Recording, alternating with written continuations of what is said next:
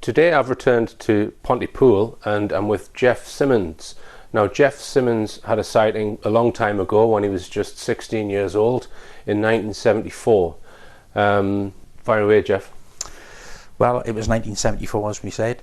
16, just sort of left school. I was playing in a band. The sort of four of us were in a van in Blenavon, sort of about 6 or 7 o'clock, I would think. Got some chips because it was that time of day, and we decided to drive up to the top of the Fox Hunter, which was a local spot where people go to sort of look at the views. Got up there, sat in the van, eating chips. Summer's evening. What sort of time? I'd say it was about sort of 6 or 7 o'clock. It was So still light. It's still light. It's a summer's evening.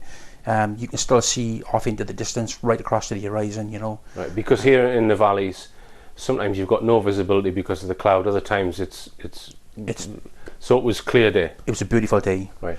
Clear blue skies, sun was still sort of shining, and we were sort of making plans for our future with the band. So we were sat just talking. Wayne, who was a little bit older than us, was the driver. He decided that he needed to sort of get out of the toilet and get out of the van and go to the toilet in front of the van, you know, which he'd done. Got back in the van, we had a row of spotlights on the front of the van, typical sort of band van in those days. And some sheep came up, so we sort of flashed the lights to frighten them off. And when the lights was flashed, I immediately seen a bright, what I thought was a star in the sky. And I took a closer look at it, and then there was another one alongside it, and all this sort of happened in a couple of seconds. I said, "Oh, I said two stars across it," to Simon, who was sat in the back of the van. Simon pointed his head around, and at that point we could see what was a cigar shape, and there was 4 lights in there. So we were all wondering what this was. So just to interrupt you there, Jeff, 4 lights in a row. Yeah. So you could actually see some structure behind the lights as well, could you? Yeah, there was the cigar shape, and Right. within that cigar shape you could see the sort of 4 lights, Right. which we knew were lights at this point. Okay. We all decided to get out of the van and have a closer look. By the time we'd got out of the van, the craft was over us. It was a circular craft, and it was about the size of a football field from memory. We were just in awe of it. We couldn't believe what we were seeing. And one of the things that struck me was how fast it had come across from that distance, because I think you can sort of see about 25 miles to the horizon with no interruption. So it had travelled all that distance by the time we got out of the van. We were looking up at it.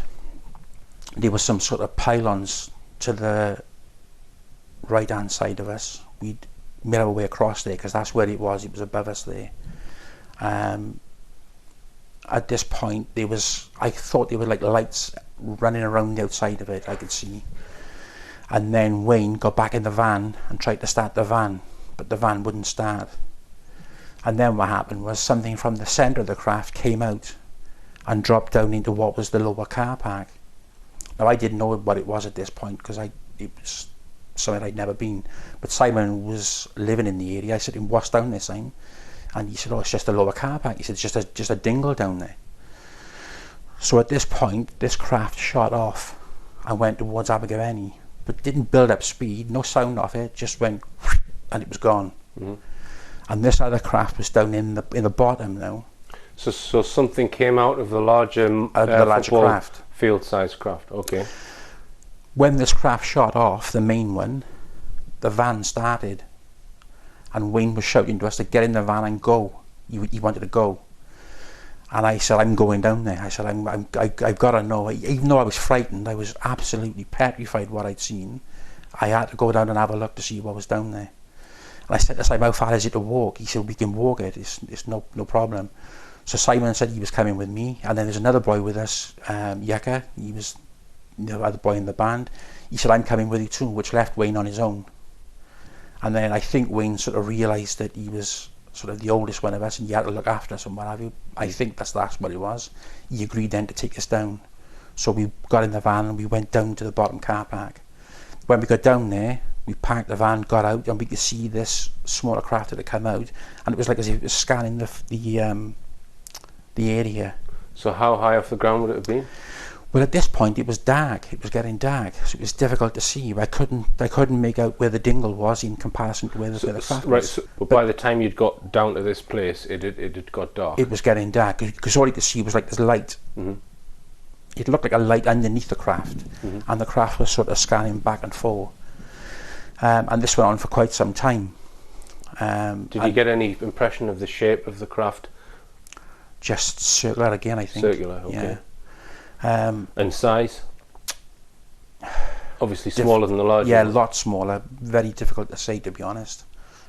Big enough for someone to be in it? Yeah, I'd say that was possibly the case, because when it came out of the craft, it looked to be maybe 12 to 15 feet in diameter, Right. I think. So let's just go back to the larger craft. So there was some daylight at this point when it's come and hovered right over the top of you. Yeah. So what was the underside of it like? You say it was circular, the size of a football pitch, but can you give some detail of lights and texture? There was lights around the outside of it, but the underside of it was all dark. It was all sort of like black. Right.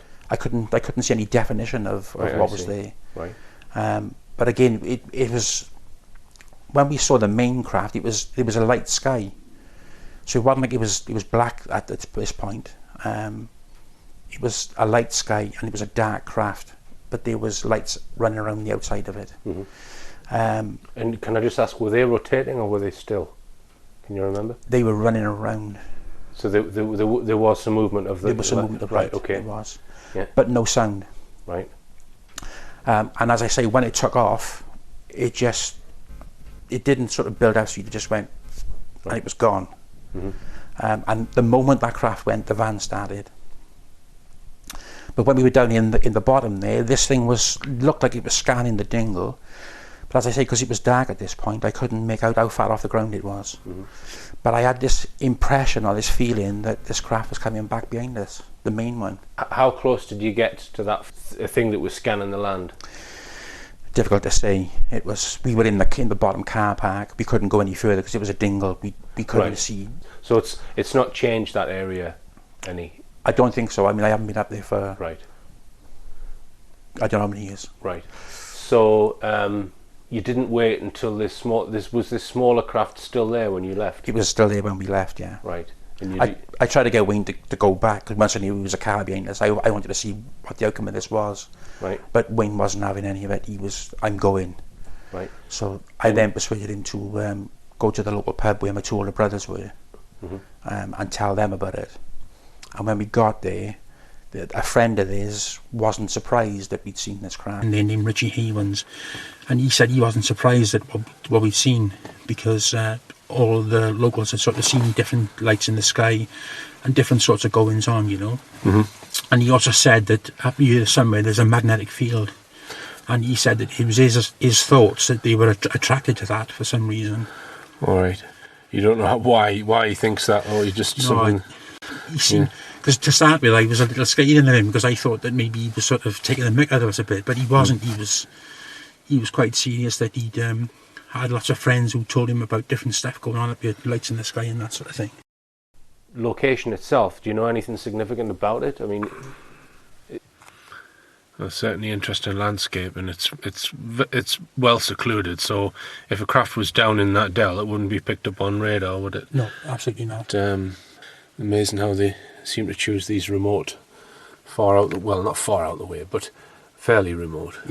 It was, I mean, from what Simon told me about it, was just overgrown sort of land. There was nothing up there of any significance, only in the fact that they called it the Fox Hunter because there was a famous racehorse, and when it died, they buried it up on the mountain, and the name of the horse was the Fox Hunter.